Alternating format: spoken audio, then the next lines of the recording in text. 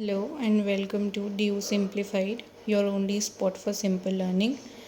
तो आज हम एक नया चैप्टर और नया सब्जेक्ट शुरू करने वाले हैं जिसका नाम है AEC एबिलिटी इन्हांसमेंट कोर्स, जो कि है हमारा environmental science theory into practice second.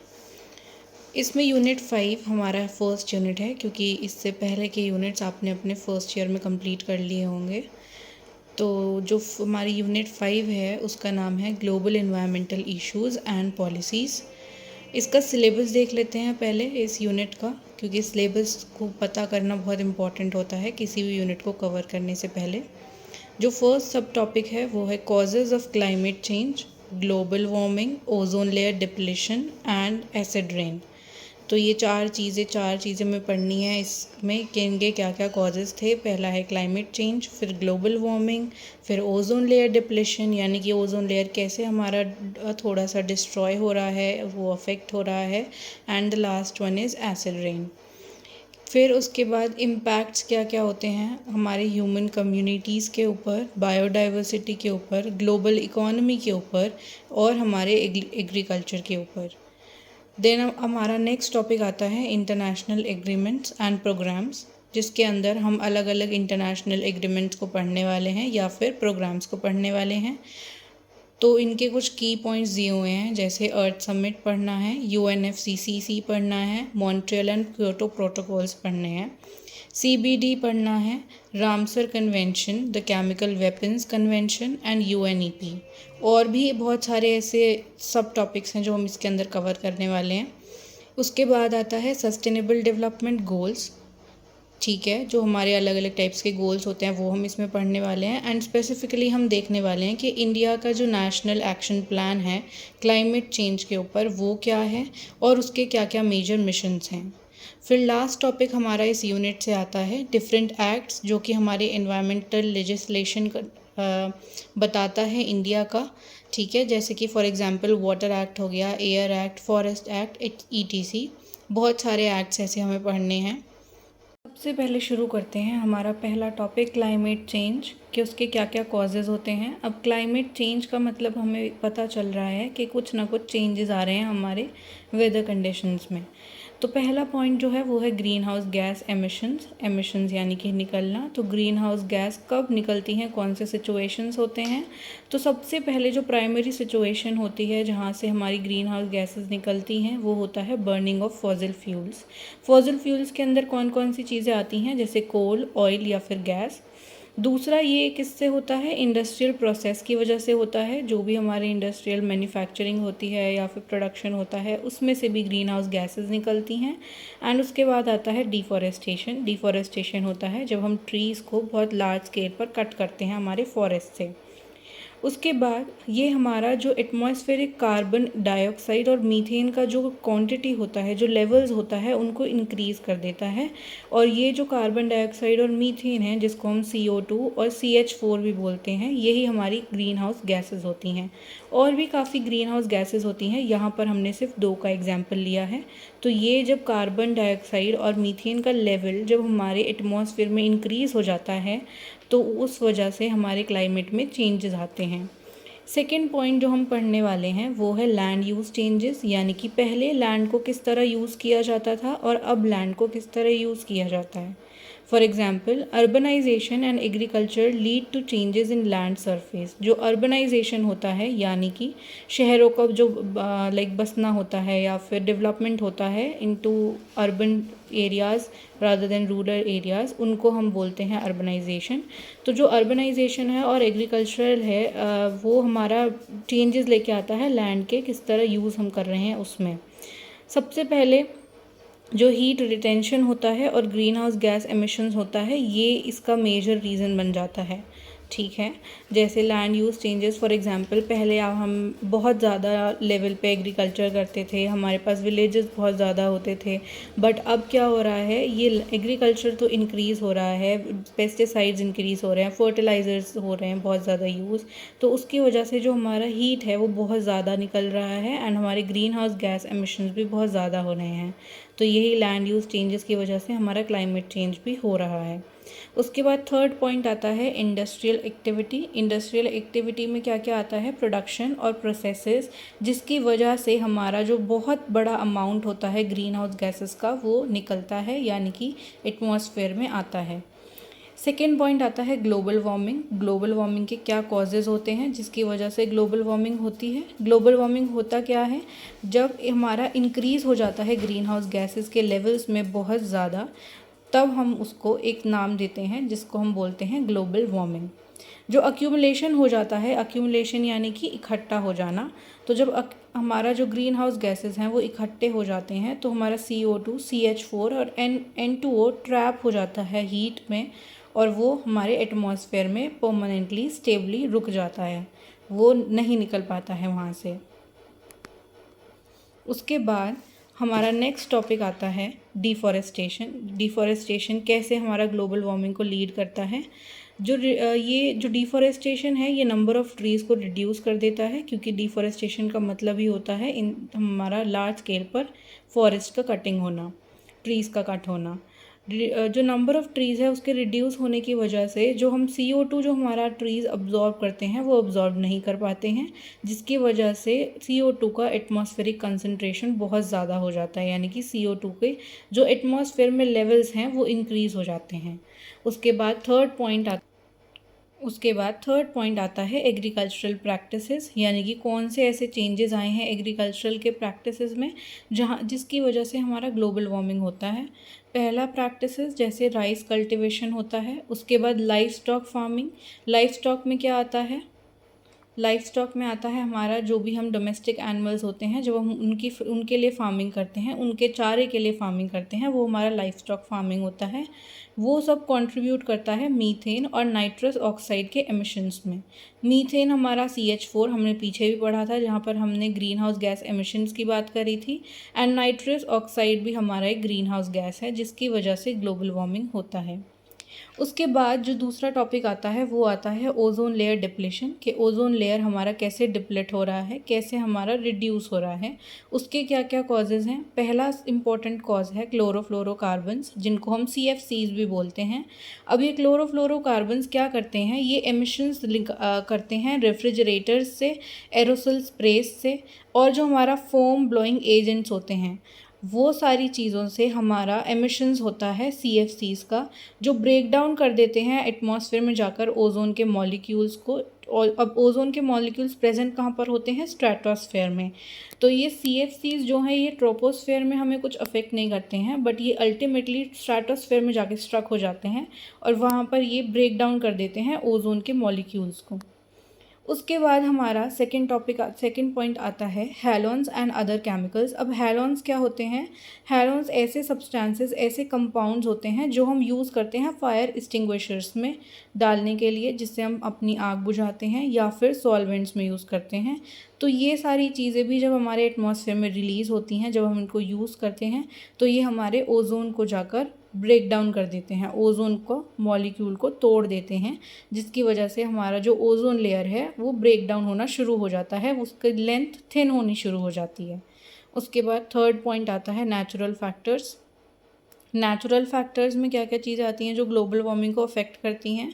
Volcanic eruptions आते हैं, जब वॉल्केनो फट जाता है तो उसकी वजह से नेचुरल फैक्टर्स में आ जाता है वो, क्योंकि उसमें कोई ह्यूमन इंटरफेरेंस नहीं होता है। एंड सोलर एक्टिविटीज़, जो हम सोलर पैनल्स यूज़ करते हैं, कोई भी ऐसी चीज़ यूज़ करते हैं, तो वो सब चीज़ें हमारा ग्लोबल वार्मिंग को अफेक्ट करता है, इंक्रीज़ करता है, तो वो ओजोन लेयर हमारा वहाँ पर भी डिप्लेट हो जाता है। बट ये हमारे प्राइमरी ड्राइवर्स नहीं हैं, जिसका मतलब ये होता है कि वो हमारे प्राइमरी कंट्रीब्यूटर्स नहीं हैं। हमारे प्राइमरी कंट्रीब्यूटर्स कौन हैं, CFCs एंड हैलोन्स।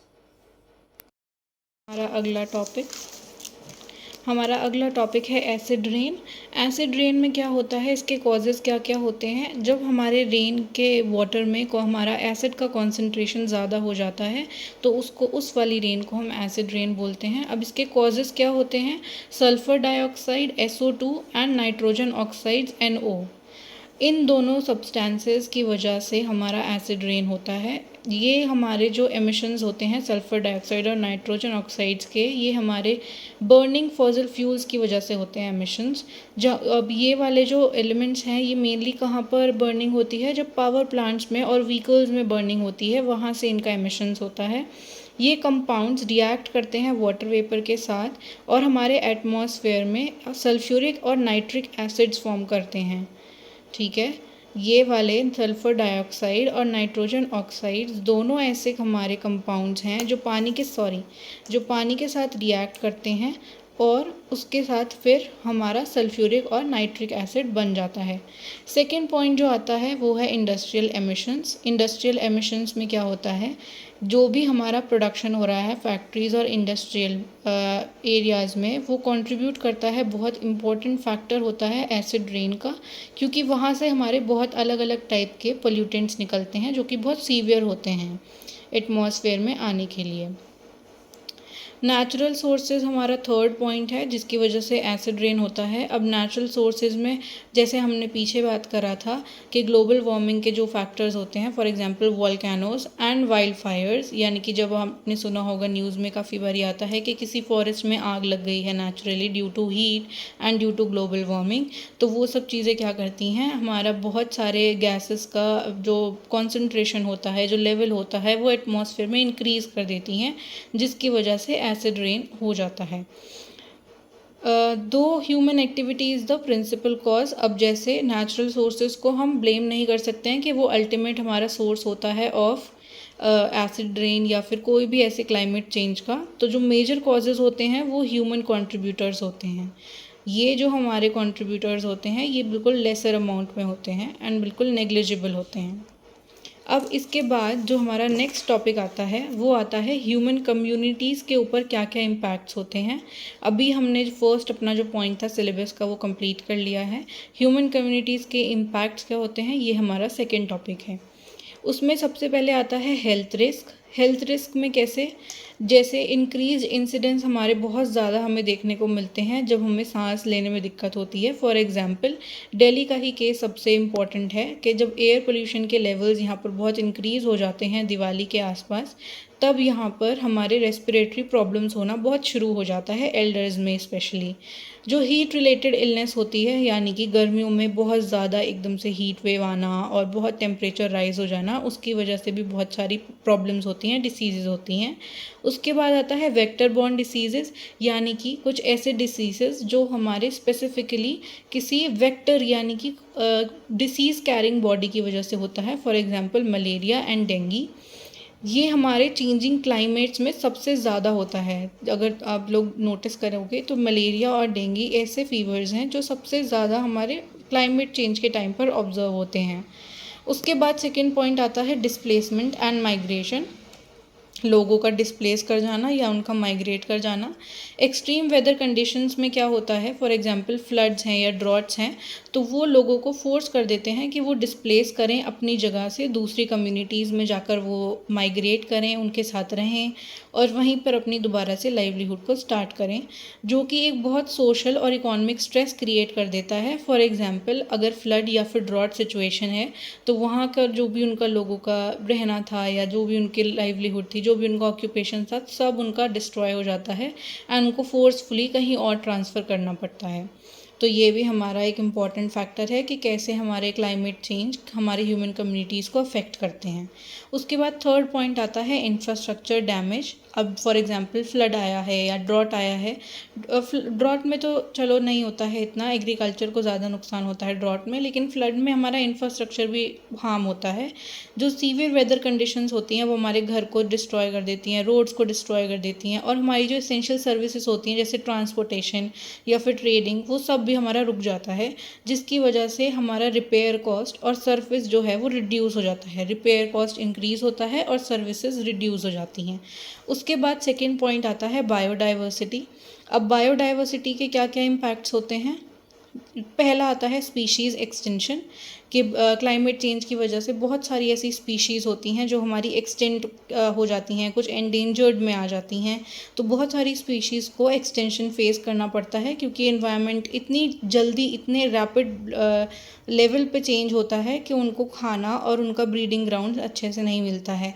अब उनको फेवरेबल कंडीशंस ही नहीं मिलेंगे ब्रीडिंग के लिए, तो वो लोग लाइक उनका नंबर जो है वो डिक्रीज़ होता रहेगा and they will come to a point of extension. अब इसके बाद नेक्स्ट पॉइंट जो आता है वो है हमारा हैबिटेट लॉस, यानी कि जब एनवायरनमेंट चेंज होता है तो हमारा जो इन्वायरमेंटल कंडीशंस होती हैं, हमारा जो इकोसिस्टम होता है वो भी चेंज हो जाता है। चेंजेस हमारे क्लाइमेट में और वेदर पैटर्न्स में एक ऐसे सिचुएशन तक हमें लेकर जाते हैं जहाँ पे हमारा जो हैबिटेट है उसका क्वालिटी डिग्रेड होना शुरू हो जाता है, ख़त्म होना शुरू हो जाता है, जिसकी वजह से जो स्पीशीज़ हैं उनको एक डेंजर फेस करना पड़ता है अगर वो उस चेंजेबल एनवायरमेंटल सिचुएशन में अडेप्ट नहीं कर पाते हैं या फिर माइग्रेट नहीं कर पाते हैं। उसके बाद हमारा पॉइंट आता है इकोसिस्टम डिस्ट्रप्शन। इकोसिस्टम कैसे हमारा हार्म होता है, डिस्टर्ब होता है। चेंजेस जब आते हैं क्लाइमेट में और पोल्यूशन की वजह से, जब हमारा इकोसिस्टम सर्विसेज यानी कि वाटर प्योरीफिकेशन, वाटर में पोल्यूशन हो जाता है, प्योरीफाई नहीं रहता है और पॉलिनेशन नहीं हो पाता है। अब pollination is a very important thing. अगर पॉलिनेशन ही नहीं हो रहा है तो हमारा जो लाइक मेजर सोर्स होता है सीड का ट्रांसफ़र होने का, वही नहीं हो रहा है, तो उसकी वजह से हमारा जो इकोसिस्टम है वो डिस्टर्ब होगा, उसका बैलेंस बिगड़ जाएगा और सारे जो हमारी स्टेबिलिटी है वो इम्बैलेंस हो जाएगी। उसके बाद आता है ग्लोबल इकोनॉमी। ग्लोबल इकोनॉमी पे क्या क्या इम्पैक्ट्स होते हैं। ग्लोबल इकोनॉमी का सबसे पहला पॉइंट आता है इकोनॉमिक डिस्रप्शन, जो हमारा सेम होगा हमारे ऊपर वाले पॉइंट से जो हमने पिछले उसमें पढ़ा था।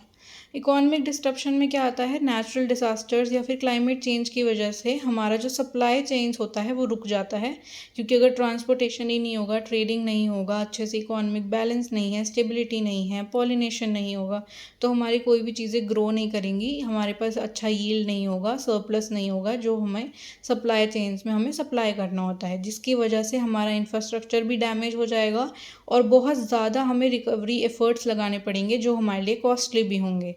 ये सारी चीज़ें मिलाकर हमारा जो इकोनॉमिक स्टेबिलिटी है वो बहुत ज़्यादा बिगड़ जाता है।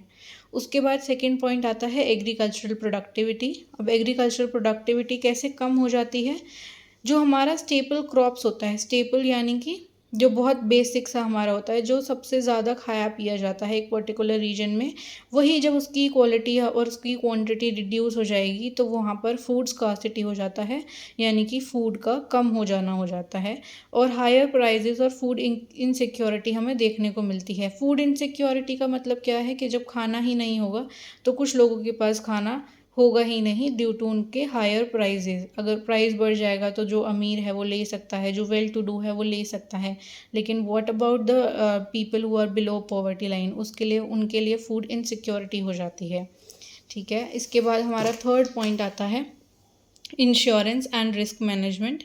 अब एक इंश्योरेंस कंपनी का एक पर्टिकुलर सेट पीरियड होता है या फिर एक पर्टिकुलर सेट सिचुएशंस होती हैं जहाँ पर वो आपको इंश्योरेंस देते हैं, लेकिन अगर बहुत ज़्यादा फ्रीक्वेंसी होगी कि वेदर इवेंट्स वहाँ पर एक पर्टिकुलर प्लेस पर हो रहे हैं तो इंश्योरेंस कंपनीज भी वहाँ पर उन रिस्क को लाइक कॉम्पनसेट करने में पीछे हो जाते हैं, वो मना कर देते हैं और उनके प्रीमियम्स जो हैं वो और हायर वैल्यूज़ पे चले जाते हैं, जिससे कि अनइंश्योरेबिलिटी हो जाती है हाई रिस्क वाले एरियाज़ पर, यानी कि वहाँ पर जो इंश्योरेंस कंपनीज़ हैं वो इंश्योरेंस देने से थोड़ा हिचकिचाते हैं, वो देते नहीं हैं। उसके बाद आता है एग्रीकल्चर पे क्या क्या इम्पैक्ट्स होते हैं। सबसे पहला और मोस्ट इम्पॉर्टेंट होता है कि क्रॉप का जो प्रोडक्शन होता है, जो यील्ड होता है वो कम हो जाता है, पेस्ट और डिसीज़ेज़ का प्रेशर ज़्यादा हो जाता है। जो चेंजेस होते हैं क्लाइमेट में, जैसे कि कम बारिश होना या फिर टेम्परेचर का ज़्यादा बढ़ जाना, वो हमारे बहुत सारे इंसेक्ट्स और पेस्ट को लेकर आता है जो हमारे डिसीज़ेज़ लगा देते हैं हमारे क्रॉप प्लांट में, जिसकी वजह से हमारा क्रॉप जो है वो अच्छे से अपना जो प्रोडक्शन है वो नहीं कर पाता, जिसकी वजह से हमारी क्रॉप यील्ड इम्पैक्ट होती है और उसको और ज़्यादा इंक्रीज अमाउंट में पेस्टिसाइड्स और फर्टिलाइज़र्स चाहिए होते हैं। उसके बाद सेकेंड हमारा पॉइंट आता है वाटर अवेलेबिलिटी। वाटर अवेलेबिलिटी में क्या होता है कि ऑल्टरेशंस जब होते हैं वाटर सप्लाई में, ऑल्टरेशन का मतलब है कम हो जाना। जब वाटर सप्लाई हमारा कम हो जाता है बारिश की पैटर्न्स की वजह से जिसमें चेंजेस आते हैं, प्रेसिपिटेशन पैटर्न्स, प्रेसिपिटेशन होता है रेनफॉल या फिर बहुत सारे टाइप्स ऑफ फॉर्म जिसमें हमारा जो पानी है वो हमारी अर्थ पे आता है in the form of snow, in the form of hell, in the form of rainfall. तो जब ये वाले पैटर्न्स चेंज होते हैं तो हमारी ड्रॉट कंडीशंस आ जाती हैं, जिसकी वजह से इरिगेशन में प्रॉब्लम आती है और लोगों का फूड प्रोडक्शन भी अच्छे से उनके फील्ड्स में नहीं हो पाता है एंड बेसिक वाटर सप्लाई भी क्या हो जाता है, ऑल्टर हो जाता है ऐसी सिचुएशंस में। इंटरनेशनल एग्रीमेंट्स एंड प्रोग्राम्स, कौन कौन से ऐसे एग्रीमेंट्स हुए थे जो इंटरनेशनली बाइंडेड हैं एंड प्रोग्राम्स हैं। अर्थ समिट पहला हमारा आता है, जिसमें जो प्लेस है वो जहाँ पर हुआ था अर्थ समिट वो है रियो डी जेनेरियो। ईयर था हमारा 1992। अब इस अर्थ समिट में हुआ क्या था, इसको हम United nation conference on environment and development भी बोलते हैं, जिसका UNCED। अब ये शॉर्ट फॉर्म्स जो हैं वो बहुत इंपॉर्टेंट हैं एग्जाम पॉइंट ऑफ व्यू से, इनको हम अच्छे से याद कर लेंगे। ये हमारा एक लैंडमार्क ग्लोबल मीटिंग था जिसने फोकस किया था सस्टेनेबल डेवलपमेंट में। ठीक है, ये एक की आउटकम्स लेके आया था, जैसे एजेंडा 21, जिसमें अलग अलग एजेंडाज दिए हुए थे कि हर पर्टिकुलर कंट्री को क्या फॉलो करना है टू अटेन सस्टेनेबल डेवलपमेंट। उसके बाद हमारे पास फॉरेस्ट प्रिंसिपल्स आए थे और कैसे हमारे इस अर्थ समिट में कन्वेंशंस को क्रिएट किया गया था, जैसे UNFCCC एंड CBD। नेक्स्ट हम यही दोनों पढ़ने वाले हैं कि कैसे इनका क्रिएशन हुआ था और क्या इनका यूज़ था।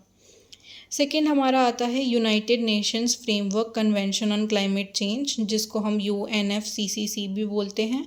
ये भी सेम प्लेस रियो जेनेरियो में हुआ था, रियो डी जेनेरियो, जो कि हमारा अर्थ समिट के टाइम पे था। तो ईयर भी सेम है 1992। ये एक ग्लोबल ट्रीटी है जो एम करता है कि कैसे हमारे ग्रीन हाउस गैस कॉन्सेंट्रेशंस को कम किया जाए और उनका जो डेंजरस इम्पैक्ट है उससे हमारे ह्यूमन को बचाया जाए। और उसके लिए मेजर जो सबसे चीज़ मानी गई है वो मानी गई है कि ह्यूमंस का इंटरफेरेंस जो है वो बिल्कुल बंद करा दिया जाए क्लाइमेट चेंज के लिए, कि क्लाइमेट चेंज ना हो किसी भी ह्यूमन इंटरफेरेंस के वजह से। ये हमारा एक बेसिस बना देता है बहुत सारे लेटर अग्रीमेंट्स के लिए, जो कि हम आगे पढ़ेंगे, जैसे Kyoto protocol and Paris agreement. अब इसके बाद नेक्स्ट जो आता है वो है हमारा conventions on biological diversity, CBD जिसको हम बोलते हैं। ये same place Rio de Janeiro and same year 1992 में हुआ था। इसका मेन फोकस था कि कैसे बायोडाइवर्सिटी को कंजर्व करना है, कैसे बायोलॉजिकल रिसोर्सेज का सस्टेनेबल यूज़ करना है, और ये हमें ये भी बताता था कि हम कैसे अपने बेनिफिट्स को जेनेटिक सोर्सेज से निकाल सकते हैं without harming them, without extension, without their resources being taken. तो ये हमें एक बताता है कि कैसे हम एक कंजर्व बायोडाइवर्सिटी अपना कर सकते हैं, कैसे सस्टेनेबल यूज़ कर सकते हैं। उसके बाद आता है यूनाइटेड नेशंस एनवायरनमेंट प्रोग्राम, जिसको हम UNEP भी बोलते हैं। इसके हेडक्वार्टर्स नायरोबी में हैं। ये हमारा 1972 में इस्टेब्लिश हुआ था स्टॉकहोम कॉन्फ्रेंस के बाद। इसमें क्या हुआ था कि ये कोऑर्डिनेट करता है ग्लोबल एनवायरमेंटल कंडीशंस को और असिस्ट करता है कंट्रीज़ को, यानी कि उनको डायरेक्शंस बताता है कि कैसे वो अपनी पॉलिसीज़ को जो उन्होंने एनवायरमेंटल कंडीशंस के लिए बनाई हैं उनको इम्प्लीमेंट कर सकते हैं, उनको सक्सेसफुली एग्जीक्यूट कर सकते हैं। उसके बाद आता है स्टॉकहोम कॉन्फ्रेंस। स्टॉकहोम कॉन्फ्रेंस हमारा स्टॉकहोम में हुआ था, जो स्वीडन में एक जगह है। Year 1972, same as UNEP, United Nations Environment Programme. इसमें क्या हुआ था, ये फर्स्ट मेजर ग्लोबल कॉन्फ्रेंस था जो इन्वायरमेंटल इश्यूज़ के बारे में बात कर रहा था। इसने एक बिगनिंग करा था एक इंटरनेशनल इन्वायरमेंटल गवर्नेंस के लिए, जिसमें हमारी डेवलप्ड और डेवलपिंग कंट्रीज़ दोनों आती थी एंड यहाँ पर अच्छे से इनको सारी गाइडेंस मिलती थी related to their like environmental conditions और उनकी प्रॉब्लम्स। अब नेक्स्ट हमारे पास आता है Convention on International Trade in Endangered Species of Wild Fauna and Flora. तो ये एक कन्वेंशन होता है जो कि इंटरनेशनल ट्रेड रिलेटेड होता है, जहाँ पर एंडेंजर्ड स्पीशीज़ को फोकस में लिया जाता है। फॉर एग्जांपल वाइल्ड फोना यानी कि wild animals and flora means flowers and plants. ये वॉशिंगटन डीसी में हुआ था year 1973 just after Stockholm conference. ये रेगुलेट करता है कि कैसे हमारे इंटरनेशनल ट्रेड जो है इंडेंजर्ड प्लांट्स और एनिमल्स में उसको इंश्योर किया जाए कि उनके सर्वाइवल को हम लोग कुछ नुकसान ना पहुंचाएं और उनको ओवर एक्सप्लॉइट ना करें, क्योंकि वो ऑलरेडी हमारे एंडेंजर्ड हैं। तो हम ऐसा नहीं करना है कि हम उनको यूज़ करके उनको एक्सटिंक्ट ही कर दें अपने फ़ायदे के लिए। तो ये जो हमारा कन्वेंशन है ये इसी पॉइंट को बताने के लिए, समझाने के लिए था कि हमें उनको ओवर एक्सप्लॉइट नहीं करना है। उसके बाद हमारा 7th आता है मॉन्ट्रियल प्रोटोकॉल। मॉन्ट्रियल प्रोटोकॉल में क्या हुआ था, ये जो प्रोटोकॉल था ये जिस जगह पर हुआ था उसी जगह पर उसका नाम रखा गया था मॉन्ट्रियल प्रोटोकॉल। कनाडा में मॉन्ट्रियल जगह है। ये ईयर 1987 में हुआ था। ये एक इंटरनेशनल एग्रीमेंट था जिसने हमारा ओजोन डिप्लीटिंग सब्सटेंसेस को बैन करने के लिए बात करी थी, उनको हटाने के लिए बात करी थी, जैसे हमारे CFCs हैं, क्लोरोफ्लोरोकार्बन्स। ये एक बहुत मोस्ट इम्पॉर्टेंट हमारा सक्सेसफुल और इम्पॉर्टेंट इन्वायरमेंटल ट्रीटीज़ था, जो कि अब हमने CFCs को प्रॉपरली बैन कर दिया है। अब कहीं पर भी CFCs का यूज़ नहीं होता है in any kind any source.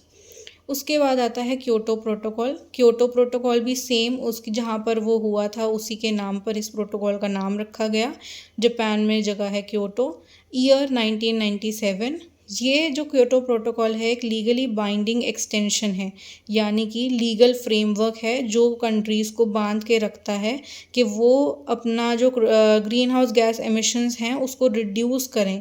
And ये स्पेसिफिकली डेवलप्ड कंट्रीज़ के लिए था, क्योंकि उनका जो ग्रीन हाउस गैस एमिशंस है वो डेवलपिंग कंट्रीज से भी ज़्यादा था। ठीक है। उसके बाद हमारा जो नेक्स्ट आता है वो है रामसर कन्वेंशन। रामसर कन्वेंशंस में क्या हुआ था, रामसर ये जगह में हुआ था, सेम नाम दिया गया है, ईरान की एक जगह है। ईयर 1971। ये एक इंटरनेशनल ट्रीटी है जहाँ पर हम कंजर्वेशन और सस्टेनेबल यूज़ की बात करते हैं ऑफ वेटलैंड्स, जो कि हमारे एक इकोलॉजिकल इम्पोर्टेंट है, हमारे लिए इकोलॉजिकली इम्पोर्टेंट है। ठीक है, बस इसमें आपको इतना ही याद रखने का ज़रूरत है कि ये एक इंटरनेशनल ट्रीटी थी जो कंजर्व करती थी, सस्टेनेबल यूज़ को प्रमोट करती थी वेटलैंड्स के। केमिकल वेपन्स कन्वेंशन, अब लास्ट हमारा ये आज का टॉपिक है, chemical weapons convention in the international legislation. हमारा प्लेस है पेरिस, ईयर है 1993। एक्सप्लेनेशन हम क्या बताएंगे इसकी, कि जो ये एक ग्लोबल ट्रीटी है जो बैन करता है डेवलपमेंट, प्रोडक्शन, स्टॉक पाइलिंग और केमिकल वेपन्स के यूज़ को, जिससे कि हमारा जो डिस्ट्रक्शन है वो ना हो। क्योंकि आपको पता है जब एक बार केमिकल वेपन्स का यूज़ हुआ है तो उससे कितना मेजर डिस्ट्रक्शन हमारे वर्ल्ड वाइड हमने देखा है और अभी तक भी उसके इम्पैक्ट्स हम देखते हैं। तो ये ग्लोबल ट्रीटी है जो बैन करती है डेवलपमेंट, प्रोडक्शन और स्टॉक पाइलिंग हमारे केमिकल वेपन्स का। अब हम बात करेंगे सस्टेनेबल डेवलपमेंट गोल्स के बारे में, जिसको हम SDGs भी बोलते हैं। United nation sustainable development goals, United Nations के द्वारा डिक्लेयर करे गए जो डेवलपमेंट गोल्स हैं हम उनको एक बार देखेंगे briefly. UN sustainable development summit में इनको एक्सेप्ट किया था, निकाला गया था। न्यूयॉर्क में ये समिट हुई थी, ईयर 2015 था।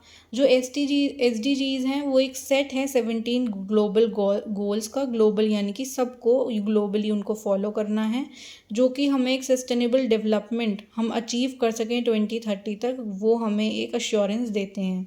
ये बैलेंस है, जो 17 गोल्स हैं ये एक बैलेंस है इकोनॉमिक ग्रोथ, सोशल इंक्लूजन और इन्वायरमेंटल प्रोटेक्शन का। ये 3 मेजर पॉइंट्स को ध्यान रख के हमने 17 ग्लोबल गोल्स को एक्सेप्ट किया था। उसके बाद जो की फ़ीचर्स आते हैं वो हैं यूनिवर्सल गोल्स, सारी कंट्रीज़ को ये अप्लाई होंगे, सारी कंट्रीज़ को ये फॉलो करने होंगे।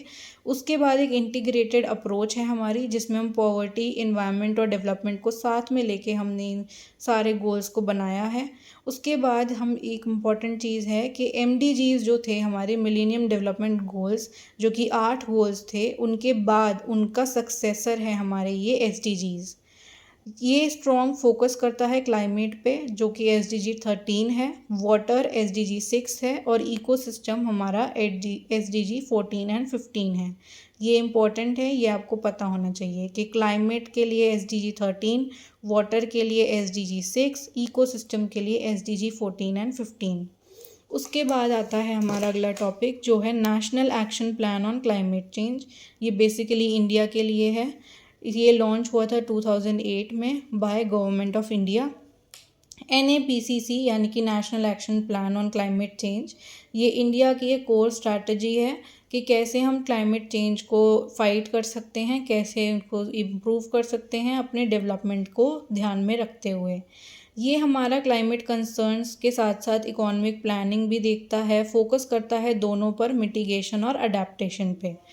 ये वर्क करता है 8 नेशनल मिशंस पे, जो कि हमारा बैकबोन है इंडिया की क्लाइमेट पॉलिसी का। अब जो 8 मेजर मिशंस हैं, जो 8 नेशनल मिशंस हैं, अब उनको देख लेते हैं। सबसे पहले आता है नेशनल सोलर मिशन। ये इसमें क्या होता है, ये प्रमोट करता है सोलर एनर्जी के यूज़ को, हमारा रिड्यूस करता है कि हम डिपेंड रहें फॉसिल फ्यूल्स के बर्निंग पे, और एम करता है कि इंडिया को हम एक ग्लोबल सोलर लीडर बना सकें। उसके बाद सेकंड आता है national mission for enhanced energy efficiency. इसमें क्या होता है, ये इम्प्रूव करता है कि कैसे एनर्जी एफिशिएंसी हम दिखा सकते हैं इंडस्ट्रीज़ में by choosing another sources, another mediums of energy, जो कि हमारे लेस पोल्यूशन करेंगे। उसके बाद मार्केट बेस्ड मैकेनिज़म्स हम यूज़ कर सकते हैं, और हम रिड्यूस कर सकते हैं हमारे एमिशंस, जो हमारे कॉस्ट को भी कम करेंगे, हमारे खर्चे को भी कम करेंगे, क्योंकि हमको उनको न्यूट्रलाइज करने के लिए ज़्यादा मेहनत नहीं करनी पड़ेगी। उसके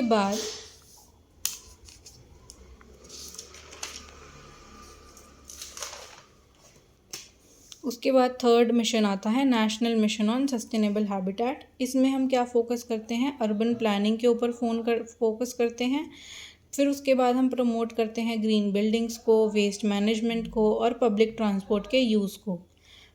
इसमें ये रिड्यूस करता है अर्बन कार्बन फुटप्रिंट। हमारा जो भी अर्बन कार्बन फुटप्रिंट है, यानी कि कार्बन फुटप्रिंट क्या होता है कि पर्टिकुलर इंसान, पर्टिकुलर इंडस्ट्री या पर्टिकुलर एक area, urban for example urban city है, वो कितना हमारा कार्बन रिलीज़ कर रहे हैं ड्यू टू देयर एक्टिविटीज़, वो हमारा कैलकुलेशन करने के तरीके को हम बोलते हैं कार्बन फुटप्रिंट। उसके बाद आता है नेशनल वाटर मिशन। ये इंश्योर करता है वाटर कंजर्वेशन और वाटर के एफिशिएंट यूज़ को। ये एड्रेस करता है कि हमारा जो वाटर स्कार्सिटी है, वो कौन से क्लाइमेट चेंज की वजह से, कौन सी ऐसी कंडीशन है क्लाइमेट चेंज की जिसकी वजह से वाटर स्कार्सिटी हो रही है, एंड उसको इम्प्रूव करने के लिए भी। उसके बाद ये प्रमोट करता है वाटर रिसोर्स मैनेजमेंट को, कि कैसे हमें पानी के यूज़ को मैनेज करना चाहिए। फिफ्थ हमारा मिशन है national mission for sustaining the Himalayan ecosystem. अब हम हमारे हिमालयन इकोसिस्टम को कैसे मेंटेन करेंगे, वो सस्टेन करेंगे, वो देखते हैं। ये सबसे ज़्यादा प्रोटेक्ट करता है हिमालयन इकोलॉजी, जो कि बहुत ज़्यादा फ्रेजाइल है, नाजुक है, जिसका ध्यान हमें बहुत अच्छे से रखना चाहिए। उसके बाद ये फोकस करता है ग्लेशियर्स पे, वहाँ की बायोडाइवर्सिटी पे, और लोकल लाइवलीहुड्स पे, यानी कि लोगों के रहने सहने पर भी ये फोकस करता है। Enhance climate resilience in mountain regions, यानी कि क्लाइमेट में हम कैसे चेंजेस लाकर, या फिर जो बहुत ज़्यादा हमारी कंडीशन ख़राब हो गई है उसको कैसे वापस से हम सही कर सकते हैं माउंटेन रीजन्स पे, ये भी हमें ये एश्योरेंस देता है और उस पर फोकस करता है। उसके बाद सिक्स्थ मिशन है हमारा national mission for a green India.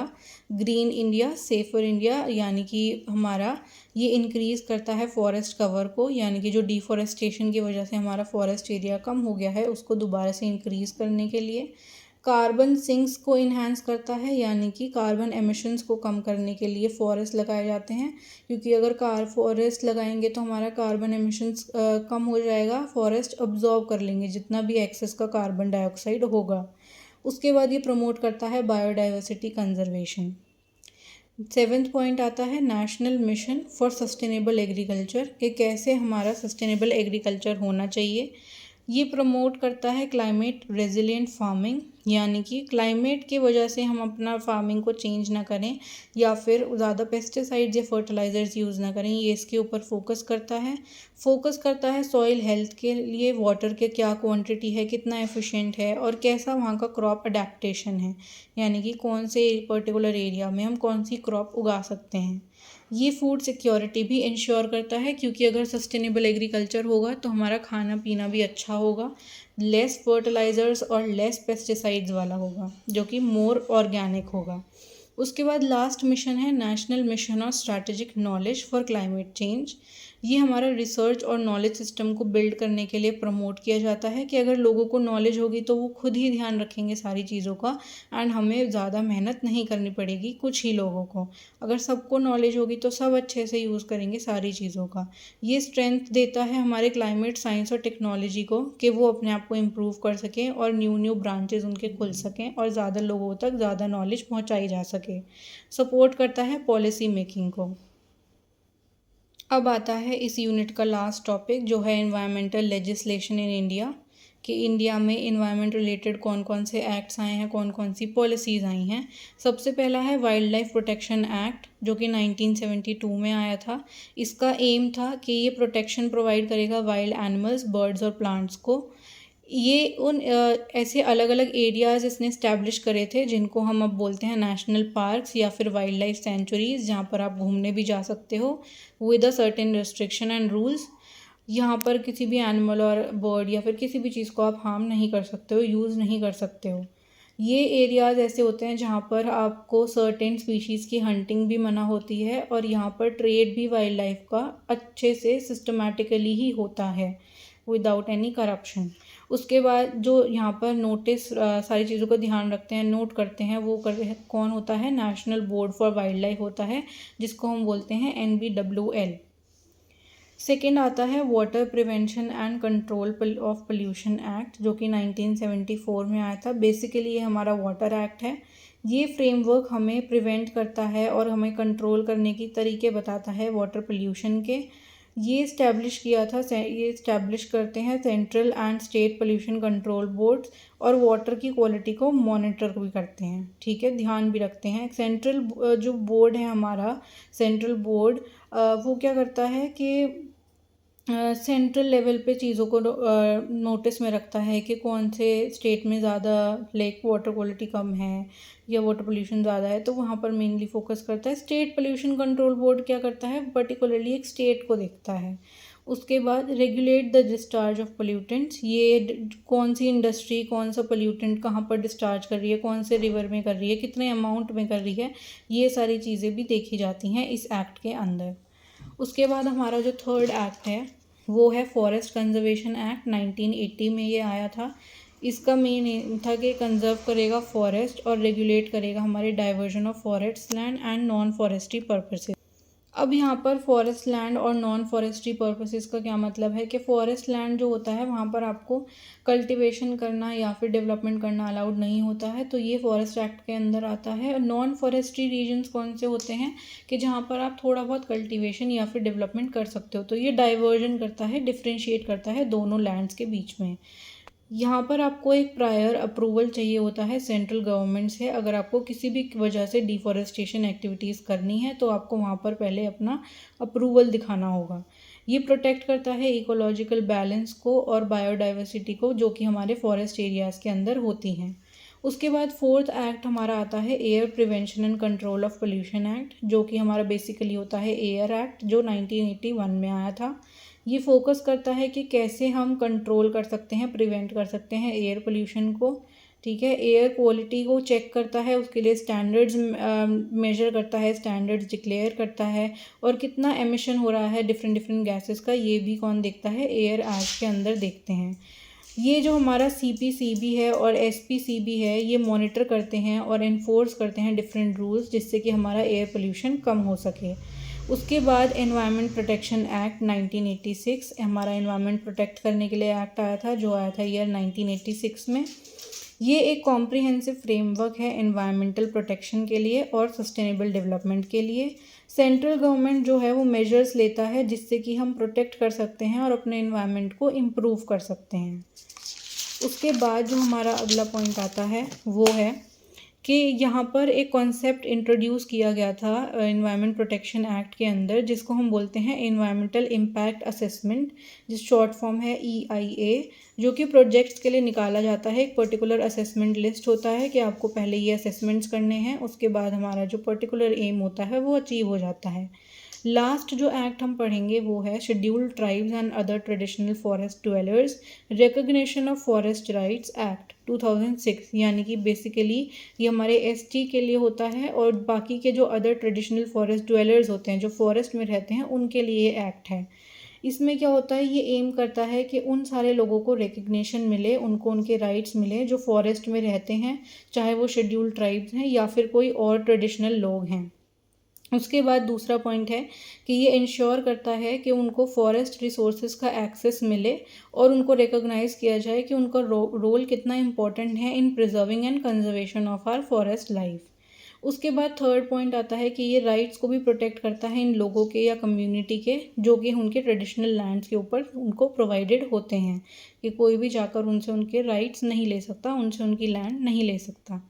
तो इस टॉपिक को हम यहीं पे एंड करेंगे और ये यूनिट भी हमारा कंप्लीट हो चुका है। अगर आपको कोई भी डाउट हो तो you can comment below and like, share and subscribe to my channel to get more such videos. Thank you.